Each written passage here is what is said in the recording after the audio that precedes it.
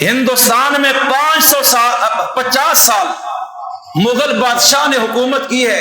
اورنگزیب عالمگیر نے، نیک آدمی تھا، 12,000 احادیث اس کو زبانی یاد تھی، قرآن کریم کا حافظ تھا، اس کا بیٹا بھی قرآن کا حافظ ہے۔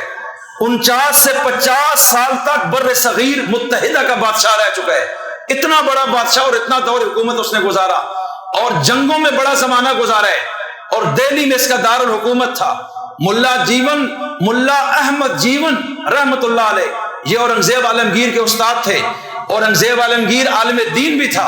تو میں عرض کیا کرنا چاہتا ہوں، ایک مرتبہ ملا احمد جیون اورنگزیب عالمگیر کی ملاقات کے لیے گئے دہلی میں۔ رمضان کا مہینہ تھا، پورا مہینہ استاد اور شاگرد نے اکٹھا گزارا۔ اورنگزیب عالمگیر کی خواہش تھی کہ ملا احمد جیون کبھی میرے پاس آئیں۔ اب یہ وقت کا بادشاہ ہے، اور ملا احمد جیون رمضان میں آئے کہ مدرسے میں طالب علموں کو چھٹیاں تھیں، اور پھر پورا رمضان اکٹھا انہوں نے گزارا۔ اور دہلی کی جامع مسجد میں اورنگزیب عالمگیر اور ملا احمد جیون اکٹھے نماز پڑھتے تھے روزانہ۔ تو کہنے کا مقصد، عید ہوئی، عید کی نماز پڑھ کر اب مدرسے کا آغاز ہونے لگا۔ ملا احمد جیون نے کہا، اورنگزیب اب میں واپس جانے لگا ہوں۔ اس نے کہا ٹھیک ہے استاد جی، آپ جائیں، اور میری طرف سے یہ آپ ہدیہ رکھ لیں۔ اور اس نے ہدیہ کیا دی؟ 4 آنے، چونی یہ دے دی کہ یہ میری طرف سے رکھیں۔ اس دور میں چونی بھی بہت بڑی چیز تھی۔ کہا یہ میری طرف سے آپ رکھ لیجئے۔ ملا احمد جیون ایک غریب آدمی تھے۔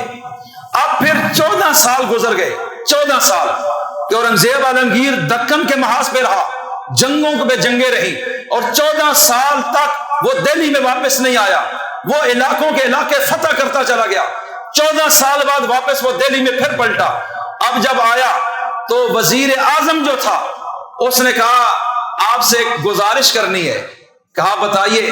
کہا کہ آپ کے جو استاذ ہیں ملا احمد جیون، وہ بڑے امیر ہو گئے ہیں، بڑی جائیداد اور زمین ہے ان کے پاس، تو اگر آپ حکم دیں تو جو زمین کا سالانہ لگان اور ٹیکس ہے ان سے بھی وصول کر لیا جائے۔ اب اورنگزیب عالمگیر حیران ہوا۔ اس نے کہا یہ کیسے ہو سکتا ہے؟ استاد اتنا غریب تھا تو اتنی زمین کہاں سے آ گئی، اور کاروبار کدھر سے نکل آیا؟ یہ تو میں نہیں مانتا، یہ تو غلط فہمی ہے تمہاری۔ وہ تو دنیا میں رہ کے دنیا سے باہر ایک اللہ والے، ان کے پاس تو ہے ہی کچھ نہیں۔ لیکن کہا کہ ہم صحیح رپورٹ دے رہے کہ وہ ابھی بڑے پیسے والے آدمی ہیں۔ کہا چلیں ذرا صبر کریں، میں تھوڑا سا ماحول دیکھتا ہوں۔ اب اورنگزیب عالمگیر نے پیغام بھیجا ملا احمد جیون کو کہ میرا دل کر رہا ہے کہ میری آپ سے دوبارہ ملاقات ہو، تو آپ کبھی ہمارے ہاں تشریف لائیں۔ اللہ کی قدرت، آنے والے رمضان میں ملا احمد جیون پھر آ گئے دہلی میں۔ اورنگزیب عالمگیر کے پاس 1 مہینہ رمضان میں رہے، اکٹھی نمازیں تراویح پڑھی اور اکٹھے رہے۔ لیکن ادب کی وجہ سے یہ ان سے پوچھ نہیں سکتے تھے کہ آپ کے پاس کتنا مال ہے، شرم آتی تھی، اس لیے کہ ان کا لباس اسی طرح سادہ تھا، رہن سہن بھی سادہ تھا، امیروں والا کو ماحول نظر نہیں آیا۔ اب جب عید ہو گئی، وہ جانے لگے تو وہ خود ہی بول پڑے۔ کہتے ہیں اورنگزیب عالمگیر ایک بات بتاؤں؟ کہا جی بتائیں۔ کہا کہ وہ جو چونی تم نے دی تھی نا، اس میں برکت بڑی تھی، میں نے اس کو کاروبار میں لگایا تو سینکڑوں سے ہزاروں ہو گئے، ہزاروں سے لاکھوں ہو گئے، اور آج میں بہت بڑی زمین اور تجارت کا مالک ہوں۔ اب وہ خود ہی بول پڑے۔ انہوں نے کہا حضرت وہ کیسے؟ کہا کہ وہ 4 آنے بڑے برکت والے تو نے دیے۔ کہا کہ اچھا صحیح آپ کہتے ہیں۔ ایک تو یہ خبر آ گئی کہ مالی طور پر استاذ مستحکم ہو گئے، یہ خود انہوں نے بتایا۔ اورنگزیب عالمگیر نے بے ادبی سمجھ کر ان سے سوال نہیں کیا۔ اللہ کی قدرت، وہ خود بول پڑے۔ کہتے ہیں میری زندگی میں جو پیسہ آیا سب سے زیادہ برکت والی یہ چمنی ہے جو ہندوستان کے بادشاہ نے دی ہے۔ اب جب یہ جملہ بولا، کہا حضرت آپ کو اس 4 آنے کی ہسٹری اور کہانی میں سنانا چاہتا ہوں، آپ ذرا تشریف رکھیں۔ اورنگزیب نے اپنے سیکٹری کو بلایا، کہا ادھر آؤ، دہلی میں فلان جگہ ایک سیٹھ رہتا ہے، تاجر ہے، اور اس کا نام ہے اتم چند، اور وہ ہندو ہے، اس کو میرا بولو کہ بادشاہ بلا رہے، اور فلان سال کی فلان تاریخ کا جو کھاتا ہے اس کا رجسٹر ذرا ساتھ لے کر آئے۔ چونکہ ہندو تو ویسے بھی حساب آپ کو پتہ ہے اس میں بہت آگے ہیں، وہ ساری لکھت پڑھت کہا کہ اس سال کا جو رجسٹر ہے فلاں تاریخ کا کھاتے کا، اس کو کہیں وہ ذرا ساتھ لے کر آئے۔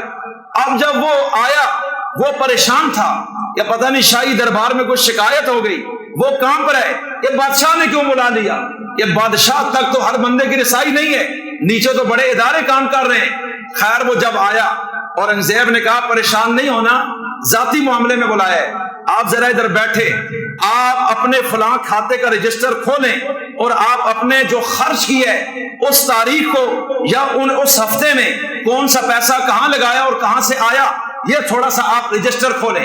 اب جب اس نے کھولا وہ بادشاہ کو کہنے لگا کہ یہ میری آمدن آئی اور یہ میرے پیسے تھے اتنے، تو خرچ کہاں کیے؟ کہا اس کام پر اتنے ہوئے، اس تاریخ کو، اس کو اتنے، اس کو اتنے، اور آگے ایک تاریخ میں لکھا تھا ایک چونی خرچ کی، آگے لکھی نہیں ہے کہاں خرچ کی ہے، یہ خانہ خالی تھا۔ اورنگزیب نے کہا یہ چونی کہاں چلی گئی؟ کہتا ہے یہ مجھے نہیں پتا، بندے کا پتہ نہیں ہے وہ کون ہے، اس لیے میں نے خانہ خالی چھوڑا ہے، لیکن یہ میں نے ایک بندے کو دی ہے۔ کہا اس کی کہانی سناؤ۔ اب وہ کہنے لگا ہندو ملا احمد جیون کے سامنے کہنے لگا بات یہ ہے کہ میرا جو گھر تھا اتنی بارش ہوئی کہ چھت ٹپکنے لگا اور میں تو دکان بند تھی، رات کو اتنی زیادہ بارش کہ میرے گھر میں پانی آنے لگا، میں اتنا پریشان، اب میں رات کیسے گزاروں گا، بیوی بھی پریشان ہے، اس وقت مزدور کہاں سے لے کے آؤں، یہ کام کون کرے، چھت پہ چڑھ کے اس بارش میں مٹی ڈالے، موم ڈالے، اوپر کام کرے۔ اب وہ کہنے لگے کہ میں اس وقت باہر نکلا، اندھیرا تھا، بندہ تو نظر ہی نہیں آ رہا، میں نے دیکھا ایک بندے نے چادر کی ہوئی ہے اور غریب مزدور کوئی کھڑا ہے، میں سمجھ گیا یہ بڑا غریب آدمی ہوگا، تو کہا میں نے اس کو کہا بات سنو مزدوری کرو گے؟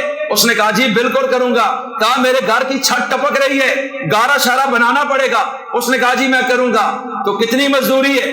تو آپس میں جو مزدوری طے ہوئی وہ تھوڑی سی زیادہ تھی، لیکن میرے پاس تو پیسے گھر میں نہیں تھے، پیسے تو سارے دکان میں پڑے ہوئے تھے، تو میں نے کہا اس وقت تو ایک چونی گھر میں پڑی ہوئی ہے تو وہ ابھی نہیں دے سکتا، صبح تمہیں میں سارے دے دوں گا۔ اس نے کہا نہیں مجھے صبح نہیں، مجھے ابھی نقد چاہیے، اگر تم دو گے تو میں کرتا ہوں، اور یہ چونی کافی ہے باقی میں نہیں لیتا۔ میں نے کہا نہیں میں 4 آنے نہیں دوں گا، میں زیادہ پیسے دوں گا۔ اس نے کہا میں 4 آنے ہی دوں گا لیکن نقد دوں گا اور ابھی دوں گا، صبح کی کوئی کہانی نہیں ہے۔ میں نے کہا کرو۔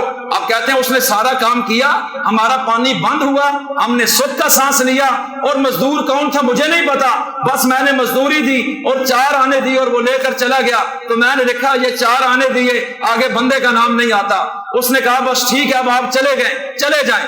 اب جب وہ چلا گیا اورنگزیب عالمگیر نے کہا یہ ہندوستان کا بادشاہ آپ کا شاگرد بھیس بدل کر گیا اور یہ اس ہندو کی مزدوری رات کو اس نے خود ادا کی ہے، اور یہ 4 آنے اس نے کمائے۔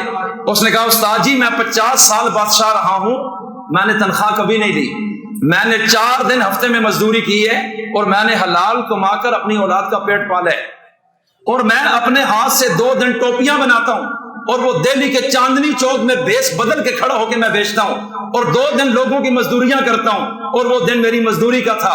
میں بادشاہ ہوں ہندوستان کا، لیکن میں نے زندگی آپ کی تربیت سے ایسی گزاری ہے کہ میں نے اپنی تنخواہ کبھی نہیں لی، میں نے 4 دن جو مزدوری کی وہ میں نے بیس بدل کے چھپ کے کی ہے، ورنہ یہ لوگ اتنی محبت مجھ سے رکھتے ہیں کہ مجھے مزدوری کوئی نہیں کرنے دیتا۔ تو استاذ نے کہا کہ واقعی برکت تھی، اور آج اس چونی سے اللہ نے مجھے بھی اتنا برکت بنا دی ہے۔